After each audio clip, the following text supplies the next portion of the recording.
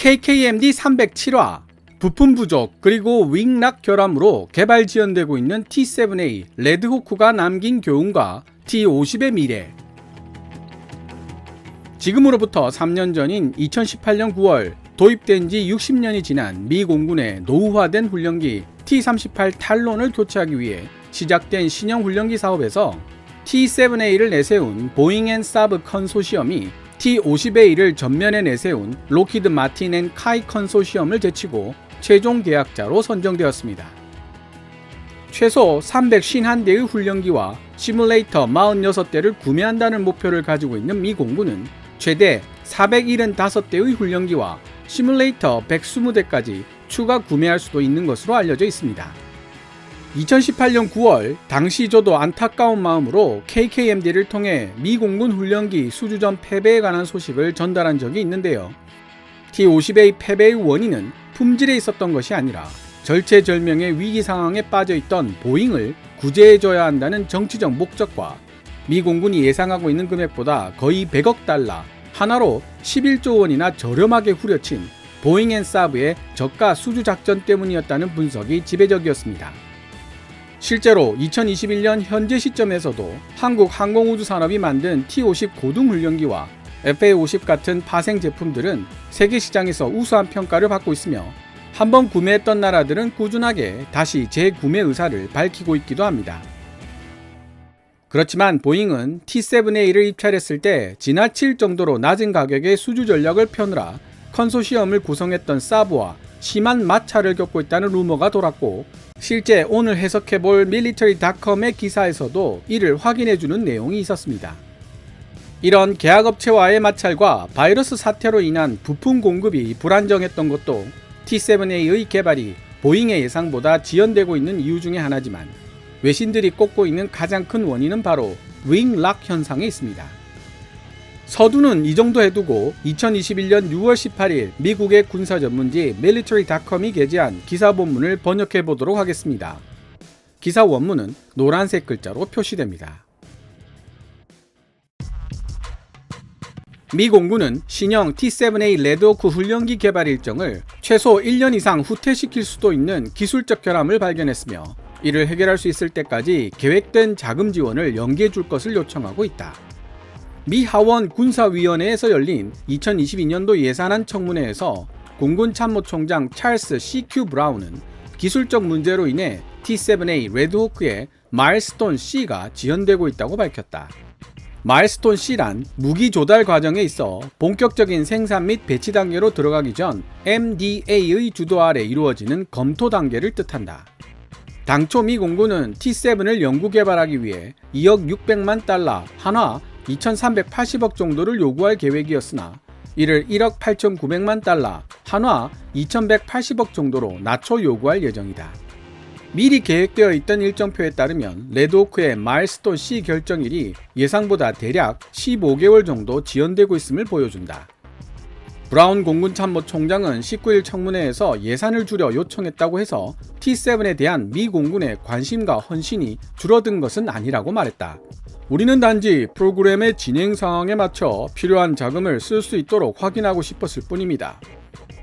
지난 금요일 미 공군은 바이러스 사태가 전 세계 부품 공급망에 끼친 영향으로 발생한 부품 부족과 초기 설계의 지연, 그리고 추가적인 테스트가 필요해진 상황 등을 T7A 개발 일정 차질의 원인이라고 지목했다. 현재 마일스톤 C 결정은 2023년 말은 되어야 가능할 것으로 예상된다. 미 공군은 이메일을 통해 T7A 고등조종사 훈련 프로그램은 공격적 성향을 지닌 스케줄로 구성되어 있기 때문에 원래 일정대로 진행되지 못할 위험이 본질적으로 내재되어 있다고 밝혔다. 추가적으로 실시해야 하는 테스트는 T7A 훈련기가 윙락 현상을 보인 것과 관련이 있으며, 이는 T7A 훈련기가 특정 공격 각도로 비행하는 동안 통제 불가능한 진동 상태로 진입할 수 있다는 사실을 의미한다고 말했다. 미 공군은 T7A의 시제기가 일찍 만들어진 데다 디지털 엔지니어링 프로세스 덕분에 이러한 문제가 기존의 운용 테스트 및 평가 단계에서보다 훨씬 앞선 테스팅 단계에서 발견되었다고 밝혔다. T7은 디지털 엔지니어링을 활용하여 제조되고 있어 개발자들은 예전보다 쉽게 새로운 무장이나 도구들을 설계하거나 유연하게 변경할 수 있는 능력을 얻게 되었다. 관계자들은 윙락 이슈는 이러한 현상을 해결해줄 비행 소프트웨어 업데이트를 통해 해결될 것이라고 말했다. 윙락 현상은 전투기가 고바등각으로 진행할 때 주로 발생하는 현상으로, 바등각이란 물체의 중심선과 운동 방향이 이루는 각을 의미하며 전투기의 경우 앞으로 진행하는 기수 부분을 상하로 움직여 공격할 수 있는 각도라는 의미에서 공격각, angle of attack이라고 부르기도 합니다. 윙락이란 높은 공격각, 즉 고바등각을 취했을 때 진동이 발생하고 이 때문에 항공기 전체가 흔들리는 현상을 지칭합니다. 사실 대부분의 항공기에서 이 윙락 현상이 크든 작든 발생할 수밖에 없으며 이를 어떻게 최소화시킬 것이냐가 문제입니다. 잘못하면 조종이 불가능한 상태로 빠져들 수도 있기 때문이죠. 이러한 윙락 문제를 해결하기 위해서는 날개 및 동체의 형상을 바꾸는 동시에 전자식 비행 제어 체계 플라이-바이-와이어의 소프트웨어를 수정하는 것이 가장 효과적입니다. T-7A와 형상적으로 가장 닮은 전투기로 미 해군의 FA-18EF 슈퍼호넷이 자주 언급되는데요. 슈퍼호넷도 개발하면서 윙락 문제로 많은 고생을 했습니다. FA-18EF 슈퍼호넷은 플랫포론을 추가적으로 장착하면서 윙락 문제를 해결했는데요. 이에 대해서는 기사 번역 이후에 좀 더 상세하게 설명을 하도록 하겠습니다. 어쨌든 기체 형상의 재설계나 플랫포론의 설치는 추가적인 동력 개통을 필요로 하게 되고, 이는 어쩔 수 없이 제작비 상승과 개발 기간의 지연으로 이어집니다. 그래서 돈과 시간이 아까운 보잉은 어떻게든 플라이-바이-와이어 비행 소프트웨어의 업데이트만으로 윙락 현상을 해결해 보겠다고 이야기하고 있는 것이죠. 하지만 보잉은 이미 여객기 737 맥스에서 윙락을 소프트웨어로 해결하려다 많은 인명 손실을 유발한 전례가 있습니다. 이 부분도 기사 해석을 마치고 좀 더 상세하게 설명드리겠습니다. 초기 설계 지연은 사브 같은 계약 납품업체와의 문제가 원인이 된 것이었다. 미 공군은 디지털 모델 기반 엔지니어링도 이러한 계약업체와의 마찰로 발생할 수 있는 문제점들을 완화시키지는 못했을 것이라고 말했다. 국내 항공우주산업 관계자들을 통해 보잉이 T-7A 납품 가격을 지나치게 후려치는 바람에 사브 같은 납품업체들과 마찰음을 빚고 있다는 이야기를 들었던 적이 있습니다. 이 기사를 통해 그 이야기가 사실이었음을 확인할 수 있는데요. 미국의 군사 전문지 Air Force Technology는 2021년 7월 27일 기사를 통해 사브가 이제 겨우 두 번째 T-7A 레드호크의 기체 후미 부품을 보잉에 납품했다는 소식을 전했습니다. 선정 이후 3년 만에 두 번째 부품 납품인 셈입니다. 데보라 반 니에로 보잉 대변인은 윙락 문제가 T-7A 레드호크의 전체적인 성능이나 설계에 영향을 미치지는 않을 것이라고 주장했다. 반 니에롭은 이메일을 통해 엔지니어링 및 제조 개발 EMD 과정 이전에 제트기와 관련된 생산을 시작하는 것은 이번이 처음 시도되는 일이며 우리에게 무엇이 문제인지를 조기에 파악하고 위험을 줄일 수 있도록 학습시켜준다는 이점이 있다고 밝혔다.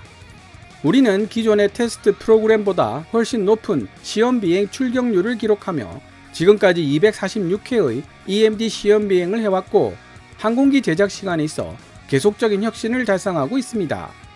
산업계에서 EMD 과정이 의미하는 것은 본격적인 생산이 이루어지기 전 시스템을 설계하고 개발하는 과정을 뜻하며 다른 말로 마일스톤 B라고 표현되기도 합니다. EMD 과정이 완료되고 본격적인 생산과 배치가 시작되는 마일스톤 C가 결정되는 것이 일반적인 과정입니다만 보잉 대변인은 개발이 완전히 끝나지도 않았음에도 생산부터 시작하겠다고 말하고 있는 것입니다. 한국항공우주산업 카이의 전투기 전문가는 이번 기사 내용을 통해 보잉이 굉장히 서두르고 있는 느낌이 강하다는 의견을 피력했습니다. 보잉이 강조하고 있는 디지털 엔지니어링도 알고 보면 많은 시간과 돈 그리고 인력이 투입되어야만 하는 풍동 실험 등을 최소화시키기 위해 개발된 기술입니다. 실제 풍동 실험을 하지 않고 컴퓨터 시뮬레이션을 통해 빠르고 저렴하게 결과를 도출한다는 것인데 그렇게 설계된 T-7A에서 무시할 수 없는 수준의 윙락 현상이 나타났다는 사실은 디지털 엔지니어링이 전투기 설계에 있어 정가의 보도가 될 수 없음을 보여주는 한 예라고 할 수 있겠습니다. 그녀는 새로운 소프트웨어가 이미 T-7A에 탑재되어 있으며 2단계 테스트를 시작할 준비를 하고 있다며 보잉이 오는 7월까지 이 소프트웨어를 인증할 계획임을 밝혔다. 미 공군이 약 15개월 정도의 개발 지연 기간을 생각하고 있음에도 불구하고 보잉은 그 절반 수준인 7개월 정도의 지연 기간을 예상하고 있다고 밀리터리닷컴에 전했다. 2018년 9월 미 공군은 노후화가 심각하게 진행된 T-38 훈련기를 당시 TX라는 이름을 사용하고 있던 차세대 훈련기로 대체하는 92억 달러, 한화 10조 7천억 규모의 계약을 보잉과 체결했다. 2019년에 미 공군은 터스키기 에어맨을 기리는 의미에서 T-7A 레드호크라는 새로운 이름을 주고 TX의 이미지를 쇄신시켰다. T-7A는 스웨덴의 사보와 제휴되어 제작된다. 미 공군은 351대의 T-7A 훈련기와 46대의 시뮬레이터 및 관련 지상 장비를 구매하기로 약속했다. T-7A 레드호크 개발 지연으로 일부 파일럿 가족들은 노스록 그루먼이 만든 T-38 탈론 훈련기의 지속적인 사용에 대해 우려하고 있다. 심지어 현재 사용되고 있는 T-38 훈련기의 일부의 역사는 1960년대 중반으로 거슬러 올라갈 정도이다. 미 공군은 지난 5년 동안 T-38 탈론이 많은 사고를 발생시키는 것을 목격해왔으며 그중 일부는 치명적이었다. 돈 윌키와 칼렌 윌키 부부는 밀리터리닷컴에 이메일을 보내 T-38은 전투기 조종사가 되기 위해 반드시 거쳐가야 할 유일한 공군 훈련기이기 때문에 파일럿이 되고픈 젊은 남녀들은 어쩔 수 없이 매일 그 낡아빠진 조종석에 오를 수밖에 없다고 말했다. 그들의 아들이었던 트래비스 윌키 소위는 2019년 오클라호마주 벤스 공군기지에서 다른 제트기와 편대 착륙을 시도하다가 사망했다. 트래비스 윌키 소위와 그의 교관이었던 존 매트 킹케이드 중령은 이 추락으로 함께 운명을 달리했던 것이다. 사고 조사 결과가 발표된 이후 윌키 가족들이 알게 된 것은 조종사들이 모든 책임을 감당해야 한다는 사실이었다. 하지만 이 추락 사고 이후 미 공군은 편대 착륙을 무기한 중단시켰다. 그럼에도 불구하고 사망한 윌키 소유의 가족들은 미 공군 교육훈련 사령부가 주요 훈련기를 교체하는데 왜 이렇게 오랜 시간이 걸리고 있는지 의문을 제기하고 있으며 노후화가 심각하게 진행된 제트기 훈련기 때문에 더 많은 인명 손실이 발생할지도 모른다는 점을 우려하고 있다. 그러나 60년 동안 비행해온 T-38 훈련기들의 나이에도 불구하고 미 공군은 걱정할 이유가 없다고 말했다. 제19공군 사령관을 맡고 있는 크레이그 윌스 소장은 지난해 T-38의 후속 기종을 도입하는 것은 중요한 문제라고 말한 적이 있다. 윌스 소장은 인터뷰에서 그러나 우리가 T-38을 유난히 잘 관리하고 있고 이들을 안전하게 유지하는 데 전념하고 있다는 사실에는 의심의 여지가 없다고 말했다. 훈련기들이 안전하다고 생각하고 있기 때문에 우리는 비행을 할 수 있는 것입니다. 대체할 훈련기가 아직 없기 때문에 또 다른 죽음을 언제 가져올지 모르는 60년 묵은 죽음의 덫을 계속 비행시킬 수밖에 없다는 미 공군의 변명은 결코 정당화될 수 없다고 윌키 소위의 유족들은 말했다. 우리에게 있어 그것은 언제 터질지 모르는 시한폭탄이나 다름없다는 뜻입니다. 지금까지 2021년 6월 18일 미국의 군사 전문지 밀리터리닷컴이 게재한 기사 New T-7 Red Hawk trainer faces delays over part shortages testing. 신형 훈련기 T-7 레드호크 부품 부족과 추가적인 테스트로 개발 지연과 직면하다를 번역해 보았습니다. 비록 미국 군사 전문지 밀리터리닷컴이 보잉의 신형 훈련기 T-7A에 대해 신랄한 평가를 내리고 있고 T-7A의 개발이 예정보다 훨씬 지연될 가능성도 농후하지만 미 공군이 T-7A를 포기할 가능성은 거의 제로에 가깝다고 생각하고 있습니다. 한국항공우주산업 카이의 전투기 전문가도 보잉이 언젠가는 T-7A를 개발해서 양산하는 데 성공할 것이라고 전망하고 있습니다. 하지만 문제는 2018년 선정된 이후 무려 3년이 지나도록 개발이 완료되지 못하고 양산 체제도 갖추지 못하고 있는 T-7A 때문에 미 공군이 감수하고 있는 손해가 막심하다는 데 있습니다. 보잉이 디지털 엔지니어링이라는 새로운 전투기 개발 방식을 주창하고 나서면서 100억 달러, 한화 11조 넘게 싼 가격을 제시했을 때는 더할 나위 없이 장밋빛으로만 보였던 미 공군의 차세대 훈련 프로그램이 지금은 한국 항공우주 산업이 만든 T-50A를 급하게 임대해야 할 정도로 프로그램 개발에 차질을 빚고 있을 뿐만 아니라 노후화가 심각하게 진행된 T-38 훈련기 사고도 줄을 이으면서 어두운 먹구름을 들이우고 있다는 것이죠. 보잉은 디지털 엔지니어링 기법 덕분에 각종 비용을 줄이고 불측의 변수에 보다 유연하게 대응할 수 있다고 주장하고 있지만, 그들의 주장처럼 디지털 엔지니어링이 완벽했다면 윙락 결함을 아예 배제시키지는 못하더라도 적어도 최소화시킨 설계를 내놓아 이를 수정하기 위해 추가적인 비용이나 기간이 소요되지 않도록 만들었어야 하는 것이 논리적입니다. 특히 보잉은 T-7A와 거의 유사한 형태를 지니고 있다고 평가받는 FA-18EF 슈퍼 호넷을 개발하면서 이러한 윙락 현상을 해결하느라 고생을 했던 경험을 이미 가지고 있었습니다. 그럼에도 불구하고 T-7A에서 지금과 같은 결함이 등장한 것은 결론적으로 봤을 때 디지털 엔지니어링을 사용하더라도 풍동 실험 같은 기존의 방식 또한 병용하는 것이 오히려 비용적으로나 시간적으로 더 경제적일 수 있다는 사실을 보여줍니다. 러시아 수호이도 체크메이트 개발에 디지털 엔지니어링을 적용해 비용과 시간을 줄이겠다고 호언장담하고 있지만 보잉처럼 예상치 못한 복병과 만날 가능성이 큽니다. 한국 항공우주산업 카이의 전투기 전문가 설명에 따르면 KF-21의 경우 C109 형상의 윙락 현상 발생 유무를 확인하기 위해 풍동 실험실에서 FTR (Free to Roll) 시험을 수도 없이 반복했다고 합니다. 전방 동체 얇은 차인을 적용한 형상, 기수 부분을 뭉툭하게 설계한 블런트 노우즈 형상, 전방 동체 각도를 아래로 향하게 하는 노우즈 다운 형상 등을 C109 기본 형상과 비교하였고, 풍동 시험 결과 기본 C109 형상에서 윙락 현상이 가장 약하게 발생하는 것을 확인했던 것이죠. T-50 골든이글도 개발 과정에서는 FTR 시험을 적용하지 못하였으나 개발 이후 FTR 시험을 통해 고받은 각에서 윙락 현상이 두드러지게 발생하는 것을 확인, 차인 형상을 적용하여 윙락 문제를 해결하였습니다. 하지만 보잉은 T-7A의 윙락 현상을 기체 자체는 손대지 않고 플라이-바이-와이어 비행 소프트웨어를 업데이트하여 해결하겠다는 태도를 보이고 있는데요. 이는 다분히 비용과 시간의 증가를 우려한 결과이며 왠지 보잉의 또 다른 문제아 737 맥스를 떠올리게 합니다. 보잉 737 맥스의 경우에도 역시 고받은 각에서 윙락 현상이 심하게 나타나는 결함이 발견되었으나 에어버스와 경쟁하느라 시간에 쫓기고 인건비를 절감하려 했던 보잉이 형상 변경이나 플랫포럼 같은 추가적인 장치를 탑재하지 않고 조종 특성 보강 시스템 MCAS라는 비행 소프트웨어만으로 해결하려다 많은 인명을 희생시키는 사고를 2차례나 내고 전 세계적으로 운항이 중지되었던 적이 있습니다. 보잉 T-7A는 재원조차도 정확하게 제공하지 않고 있어 소문만 무성한 상태이며, 지금 개발 진행 상황으로 봤을 때 T-7A를 FA-50처럼 경전투기 형태로 파생시킨다는 것은 먼 훗날의 이야기가 될 것으로 보입니다. T-7A 레드호크와 필연적으로 맞부딪히게 될 운명을 타고난 T-50A 그리고 FA-50의 미래는 어떻게 전개될까요? T-7A가 등장하게 되는 시점이 언제일지는 알 수 없지만 엿가락처럼 늘어난 개발기간, 결함 수정을 위해 추가되는 비용 등으로 보잉이 처음 제시했던 가격과 상당한 차이가 생기게 될 것으로 보입니다.